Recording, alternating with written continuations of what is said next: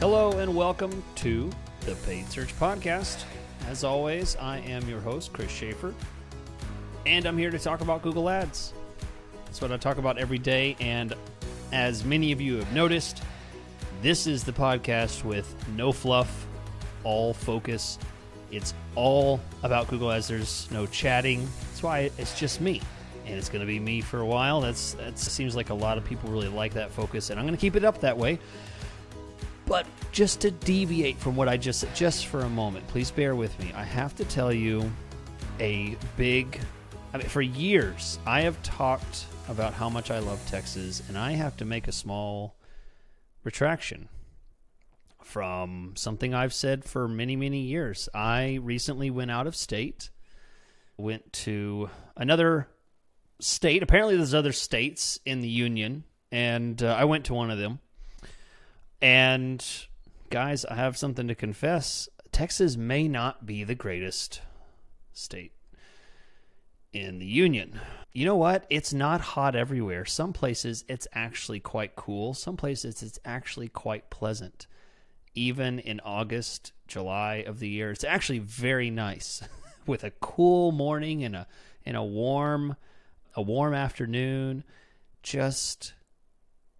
You can actually sit outside. I have to say, I've said it quite a bit of times. I've joked about how all their other states are all inferior. That might be in question. My world is turned upside down. I'm upset. I don't know how much I like Texas anymore because I'm dying. It's 106 degrees outside, and I'm dying. It's ridiculous. So I'm learning as I grow older, and you're going to learn today. In the next hour, you're going to learn a ton. I guarantee it. You're about to listen to the best information I have as of this week about Google Ads. I'm going to share some things with you that I've learned that you need to know. I have a question from a mountain in Wales, which sounds like an amazing place. I don't know where that is. It's just some mountain in Wales somewhere.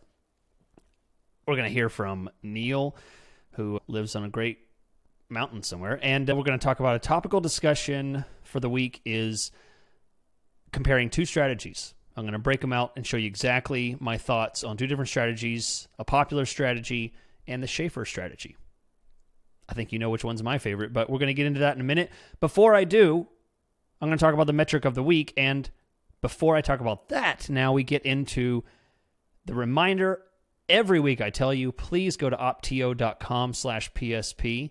I know I'm speaking to the choir here because I know a lot of you guys already have an Optio account. It is a phenomenal system for people like you who listen to a podcast like this about some guy who knows way more than he should about Google Ads, talking about the intricate details of Google Ads. If you are a person who wants to learn to that kind of depth, and you're managing a Google Ads account and you need to do it better, optio.com/PSP is how to try out the best online software for Google Ads management, period. If you're an agency, a freelancer, trying to get started in the Google world, you're getting some clients, want to be able to manage your clients in an efficient way and not just screw everything up, this is a software that helps you with keywords, negative keywords. It has some amazing AI capabilities, which I went over a couple months ago. Amazing stuff. You're going to love it. It does reporting, all kinds of things, helps you write ads, come up with keywords, change your bidding strategies, all those things in an efficient, clean, focused package that focuses on improving your accounts as efficiently as possible. Save time and get more done with optio.com/PSP. Use the chat box. Down at the bottom of the screen, it'll tell you, hey, you heard about the show from the Paid Search Podcast. Click here, and you can get a 2-month free trial. That's a 2-month free trial exclusively at optio.com/PSP. So here we are. Let's jump in. Happy August, everyone. It's hot, as I have complained already, so I won't stay on that. Let's get started with the metric of the week. Metric of the week, I've talked about a lot of things. This one is going to be a little more generic. It's not necessarily a metric, but it's a vocabulary term in Google Ads. So today we're talking about match type. So match type is a vocabulary term in Google Ads, which refers to the match type of a keyword. A keyword can be broad, phrase, or exact. Okay? There's also negative keywords out there, but that's not what we're talking about. We're talking about keywords, not negative keywords. Those are two very different things. Negative keywords have all these match types, but they function very differently than actual keywords. Match type in keywords are what you use to control the, let's say, precision of that keyword. If it was about 5 years ago on this podcast, if you rewind and go 5 years ago, which you can do, there's like almost 400 episodes here. You can go back to a time whenever I could define match type and tell you exactly what broad match, phrase match, and exact match was. That's not the time we're in now. And I have an update for you about what match types are. It's changed. If you didn't know this, it has changed. Get a lot of people that contact me that are like, hey, Chris, things were working. They're not working anymore. If you didn't know, keywords have changed, the definition of them. And this is an update from Google that I thought I had never seen before. I don't know how long it's been here, but I thought this was, as soon as I saw it, I said, wow, it's crazy. So here we go. Broad match. Google is defining broad match as what they call comprehensive matching. All right. So let's say that your keyword is a broad match, lawn mowing service. A comprehensive matching or a broad match keyword would allow for things like lawn aeration prices and about a billion other comprehensive things that you can show up for. Now, if you're not watching this podcast, which you can do, I am on YouTube. You can watch the podcast. Click the link in the description. You can watch this podcast on YouTube if you prefer. You may not see my sarcastic face if you're listening. Of course, you can't see it. But when I say comprehensive matching, my head bobs around a little bit. I mean, it's kind of comprehensive matching. Okay. That is the use of English language to try and beautify something that is not quite as beautiful as that word makes it sound. Comprehensive makes it sound like you've got everything covered. I mean, you've covered the gambit from A to Z. That is a bit misleading because broad match, I typically refer to as loose or highly variable or non-specific. That's how I might define it.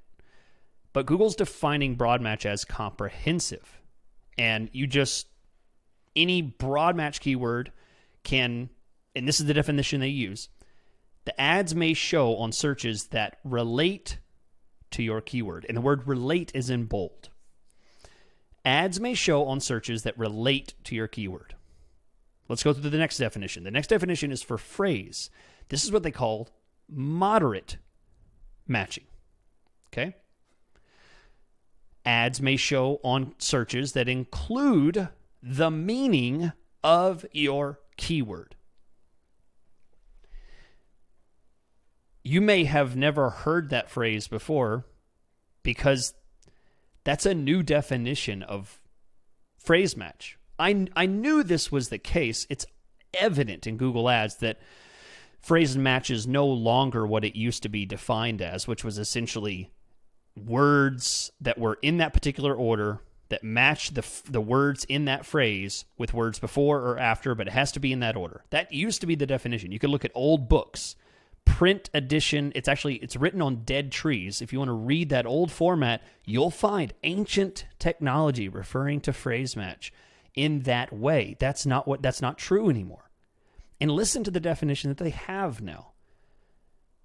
Ads may show on searches that include the meaning of your keyword. What does that mean? Here's the example. If the keyword is lawn mowing service, the searches that include the meaning would be lawn mowing service near me. Okay, that matches.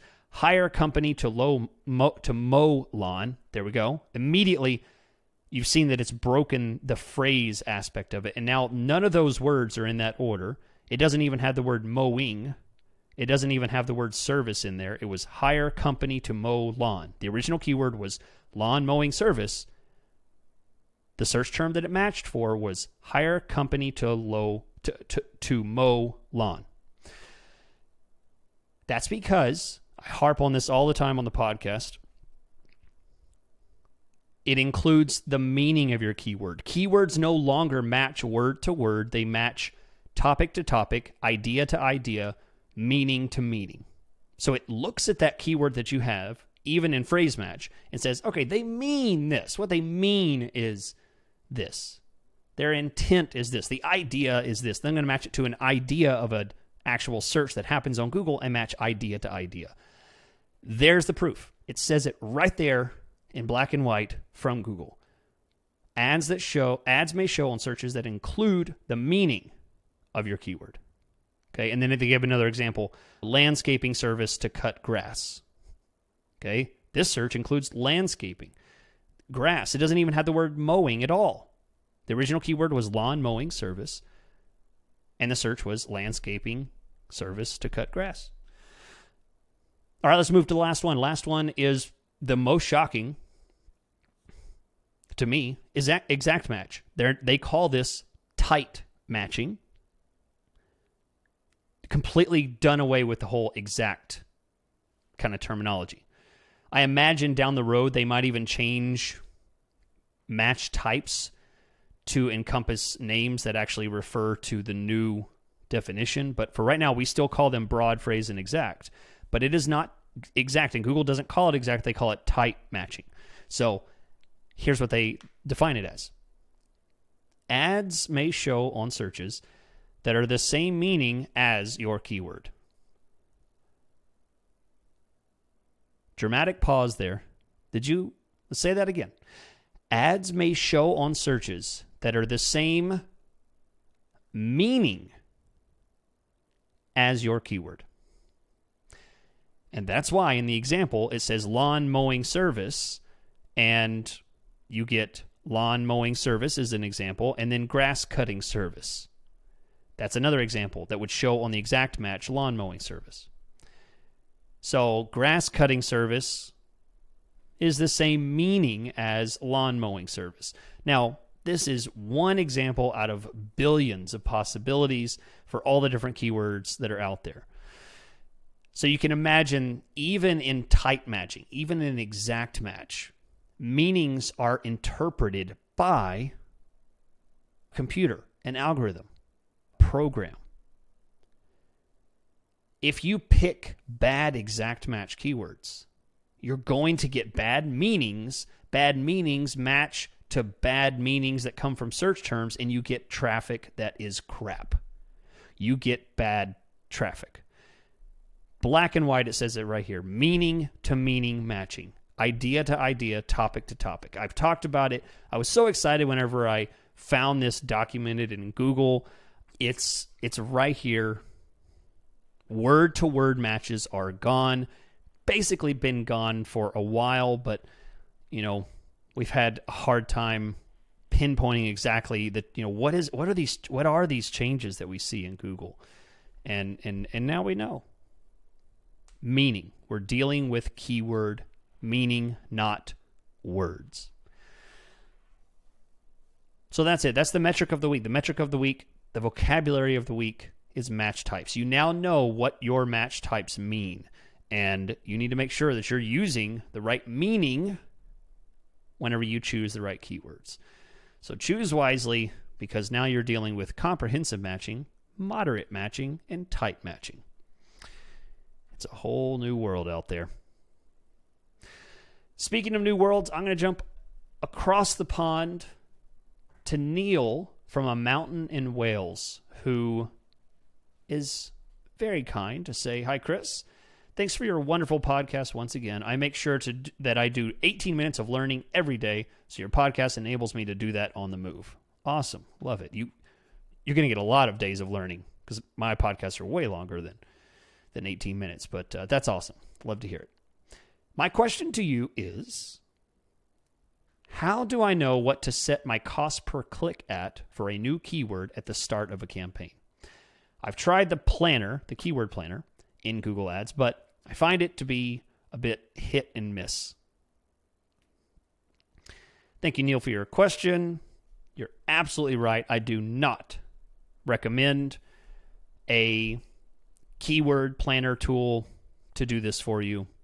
And the reason is because I think intuition and maybe just a simple equation for you that you can do in your head is a better idea. All right, so let's start with intuition.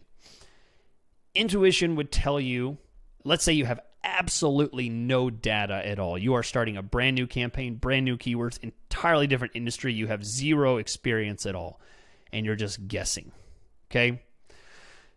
Intuition would tell you this certain search is highly common or not common at all, or rarely common, let's say. So put your keyword in one of two camps. This is a highly common search like car insurance or lawn mowing. Okay? Those two searches. Then let's think of another one that might be a lot less. It might be, oh boy, of course, as soon as I need to think of something, my mind goes dead. Let's say something like custom desk designer, a company that designs custom desks. So custom wood desk online. Very specific. So try and put your topics, your keywords that you're coming up with in one of those two camps. Are you rather broad or are you rather specific? So your ad group is going to be generally in that kind of category. So if you're rather broad, I want you to choose a CPC that is on the lower side. So just intuition, just start with $5, let's say, $5 bid. And then if you feel like that's high, then lower it. Okay, so if you're doing something like car insurance and you feel like $5 is low, then you probably want to go up quite a bit on that because there's probably a lot. It's very generic and it's going to have a lot of volume, so you can jump up quite a bit. You can make pretty big jumps with this kind of thing because you're going to get a lot of traffic and you're going to learn very quickly. You can make a big jump and then make a decision later on what you're going to get. So you might start with 5 and say, you know what, I think 5 is too much. Let's jump to 8. It's going to get a lot of traffic. I don't have to go really high, but I can go to kind of a moderate bid. $8 bid for car insurance. Now let's say you think your keyword is very specific and you don't think that there's a whole lot of traffic here. You might need to start at a much more aggressive bid. If it is Toyota sedan insurance Texas, okay, something really specific, then in that case, you probably need to make bigger leaps in order to get traffic and start. It's probably not going to be a $5 bid for something like that. You might need to double and go into $10, maybe $12 for something like that. So really refined traffic, very specific traffic. If you're starting with that, start with bigger leaps. Okay, if you're starting with very broad traffic, start lower and make smaller leaps back and forth. Okay, because you have more traffic, more volume, small movements make a much bigger difference. So the general idea, the question was, how do I know what to set my cost per click at? Assuming you have absolutely no baseline, you have no idea, you've never done Google Ads before, just put yourself in one of those two camps. Really specific or really generic, and then make big leaps or small leaps based on which camp you're in. Then the question that begs asking from this point is, what do I do once I've made that? Am I right or wrong on my bid? The answer to that is essentially you need to wait and see 2 days, maybe 3 days, maybe 1 day. At least check in and see how much were you above your intended search impression share loss due to rank. If you don't know what I'm talking about there, it's a deep topic, but be sure and look up lost impression share due to rank. If you're doing manual bids, that's the key factor of determining, did you way overshoot or way undershoot that number? Hint, if you overshot it, if you bid way too high, that number is going to be extremely low. It's going to be like a 10% loss due to rank, 5%, 20%, something like that. If you way undershot it, it's going to be like 80%, 90%. Maybe you didn't even get clicks. If you've shot it about right, it's going to be about 50, 60, 70%, maybe something like that. And that's for those of you who are just starting. The very short, easy answer is, if you don't know where to start, look at your other data. Look at your search term data, do a filter for those kind of terms, and look at what your old CPC was and start there. That's the easy answer. But I hope the first suggestion that I had there was helpful for you. All right, so we're going to jump into my topical discussion of the week. I'm leaving a lot of room for this because I think there's a lot to unpack here. And before I do, I want to remind you again, optio.com/PSP. You know, there's nothing wrong with Optio at all, except maybe you don't know how to spell it. So let me tell you how to spell it. That may be the one reason that one person out there hasn't gone to it. It's optio.com/PSP. That is the URL to go to. When in doubt, just go to the description. From wherever you're listening on the podcast, the description will have a link directly to optio.com/PSP. Try the software out. That's my one request I say every week as I dispense massive knowledge into your head for free. That's my one request. I ask that you check them out. Wonderful software. I use it. I pretty much everybody I talk to that I do consulting with, management, stuff like that, I hear praises all the time. Fun tool to use. Just that extra tool in your tool belt is totally worth the price that they ask to access to this wonderful tool. All right, so today's topical discussion, which for those of you that are new, this is where I get a little heavy in Google Ads, and I start talking about some meatier topics. So we had some lighter topics, we had a question, and now we're going into the topical discussion. The topical discussion, what we're going to discuss is the popular strategy versus the Schaeffer strategy. Now, years ago, I had the lazy man build that I coined, which talks about the progressive, slow build from small to big to large to absolutely just dominating. That is the lazy man build, where you start small and build. And what I want to do is take that same thing. I want to do a remake of all of that and talk about what does that look like in a different context. And that's what I want to try and do. I want to lay out the whole lazy man build idea into what I'm now calling the Schaeffer strategy. I'm very shamelessly putting my name on this because I thought of it. It's my name, and I'm going to call it my name because I don't hear a lot of people talk about this, and I think it's important. I see way too many people wasting money on Google Ads, and I want to lay this out.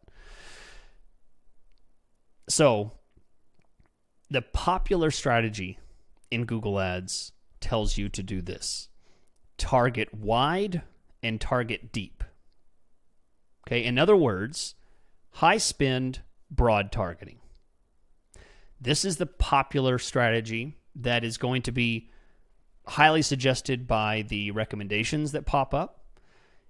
It's going to be the prevailing options whenever you build a campaign in Google Ads, the default settings, from what networks to choose, to the suggested budget that you do, to the suggested keyword match type that you choose. Everything is going to, if you just follow the guideposts, you will follow the popular strategy. And the popular strategy will lead you to targeting wide and deep. All right, so high spend, broad targeting. The Schaeffer strategy is this: start small and build. Now, when I say start small, I'm largely talking about people who have not done Google Ads at all. But for those of you that are doing Google Ads, this applies on your micro campaigns that you start, your new exhibitions into other types of keywords and strategies and things like that. So start small and build. This means, in plain English, it just means you do isolated tests and you have slow growth based upon success. I'm going to try and unpack all of this for you so you can just spot the difference. I'm not going to talk specifics. What I want to talk about is grand ideas, so that the point is I want you to just clarify where you are between these two strategies. If you had a needle, would you say that you skew more to the popular side or more to the Schaeffer strategy side? Ask yourself that as we go through that. That's what I want to try and bring to your attention here. The isolated tests and slow growth upon success is based on, I'm doing this one thing in this ad group, and I'm going to test to see how well it goes. I'm doing this one thing in this other ad group, and I'm going to test this. And then whichever one works, I'm going to give more momentum to. I'm going to feed that and starve the other. Okay? Always based on success, based on the search terms, based on the conversions, based on the metrics that I consider to be most important in my campaign. I'm going to focus on moving in that direction. So that's the popular strategy versus the Schaeffer strategy. Let me put an even more descriptive, illustrated idea on this. Wide and deep campaigns, as I refer to them, the popular strategy, the wide and deep campaigns are sailboats. Sailboats move however the wind blows. You are under some ability to be able to move and change things, but other times you're at a loss of control. You can be completely guided by outside forces that you can't see, that you can't control, and you can do nothing about except let it push you the way that it wants. And in order to illustrate this, I love to share stories from clients that I've worked with, consulting sessions that I've done with people. So I'm going to do that. This is what I mean.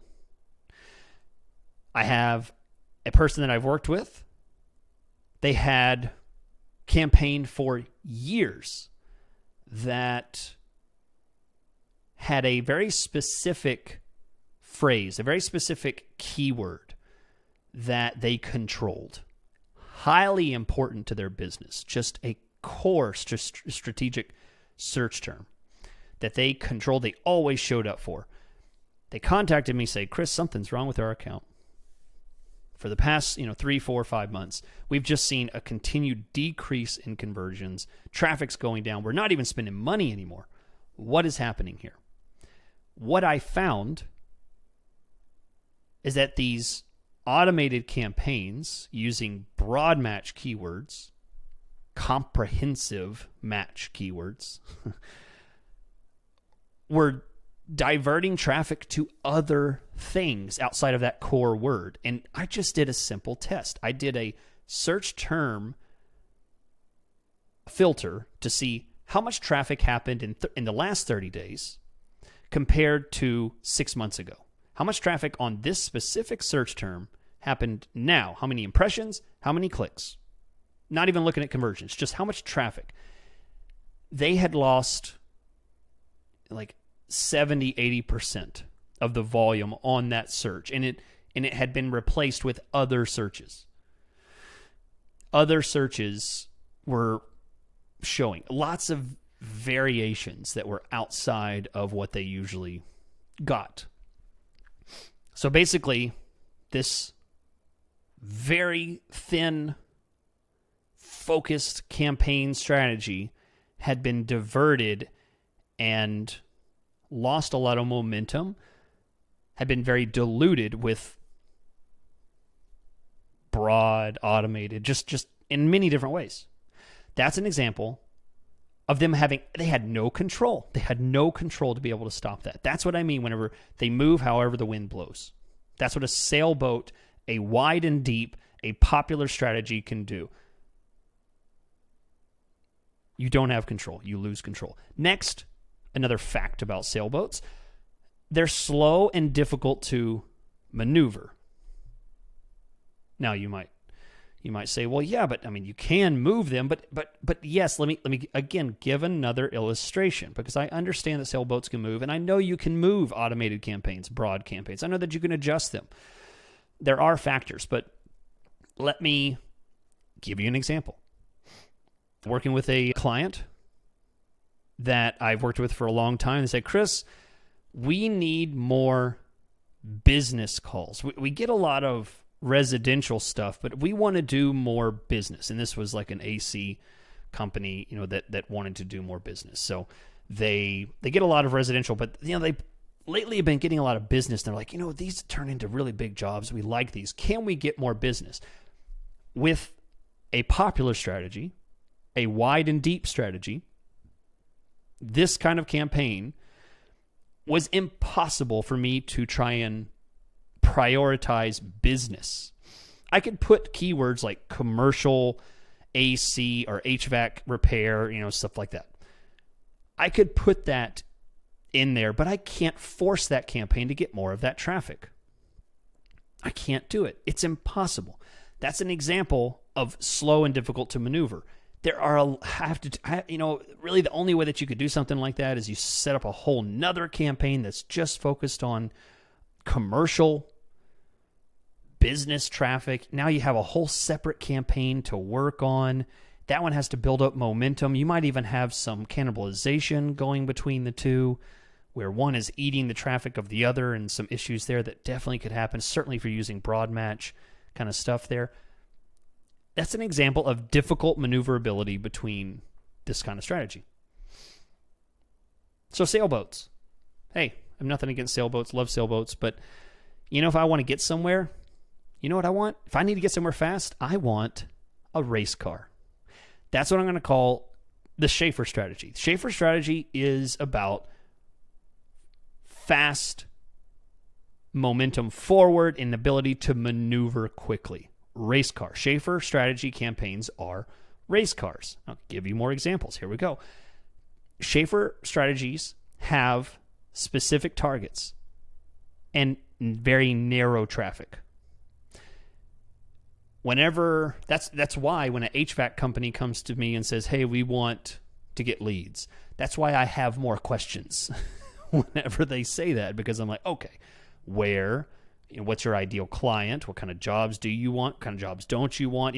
I need to narrow that. That's too wide. I don't want a fire hose of traffic coming in. We need to narrow it and be very precise. Let's talk about an example. I have a phone call with a company that does sprinkler repair. That's the only thing they do. They do not do installations. They only do sprinkler repair. They don't want installs. They don't want things about parts or supplies, or just very narrow just on that. So this cannot be a broad match, comprehensive match campaign. This cannot be a popular strategy. I cannot throw broad keywords, automated bidding into a campaign like this and guarantee that they're going to get sprinkler repair searches. Won't happen, can't happen. Absolutely not. I need specific targets with a very narrow focus on traffic to provide them that kind of result. That can be done with a Schaeffer strategy. Exact match keywords, phrase match keywords, typically manual bidding, maybe max clicks. I mean, these kind of things take control into your hands you're able to maneuver quickly and start from 0 and get to 100 very fast because you have very little waste. Very little weight for you to move. It's not a sailboat here. I can go boom, boom. Day one, I can get clicks. And I say me, I'm not talking about me. There's nothing, you can do this too, by the way. I'm not pitching my services here. I'm saying, I show you how to do this. So if you're saying, well, tell me how. Go back and listen to the other episodes. I lay it all out in all my other episodes. So don't think that I'm saying this is me. I'm just naming it as this strategy. So let's go now to the next thing. Fast and easy to maneuver. Schaeffer strategy campaigns are race cars. They're fast and easy to maneuver. I can change, I can turn on a dime. And that is something that I love to be able to do. I just had a call with a client of mine that said, Chris, when we do this search, we're not seeing our ads anymore. I really want to show up for that keyword. I'm not seeing my keyword. If I was running a sailboat here, you know what I'd have to tell them? Well, we need to, sir, I need more budget. What we need is, I need another $400 a day so that we can make sure that you're showing up for that keyword. No. Absolutely not. I, within moments, was able to take that request and make sure that I could isolate exactly what they want to show up for, shift the campaign around, and put all of their momentum into those searches because they're losing to competitors on these searches. Isolate and push traffic straight into it. 100% of their budget is going to that. Impossible to do that. Impossible to do that with a sailboat. Impossible to do that with a wide and deep strategy, a popular strategy. Cannot happen. Even if I was able to get them to increase their budget to another $400 a day and spend tens of thousands, I still can't guarantee that they're going to show up on those searches. But if I have enough budget to isolate a few keywords, I can put all of that budget into those keywords and isolate that and make it happen. Same day within hours. Really within a matter of, less than an hour, but, kind of takes a little bit of time for the system to kind of get into pace, but that's the difference. Race car versus sailboat. Popular strategy versus the Schaeffer strategy. I hope this is helpful to you. I hope this gives you inspiration to take your campaigns to the next level, to test new things. I appreciate all of you guys out there sending in the questions. If you'd like to send in a question, you got to leave a comment. You can go to paidsearchpodcast.com. You can also leave a comment on YouTube. I do read those now. I'm also on Twitter, Paid Search Pod. You can find me there. And if not, thanks so much. I'll catch you next week. You can find me at chrisschaeffer.com if you'd like to catch me before next week for consulting and management. But otherwise, I'll talk to you next week. Thanks so much.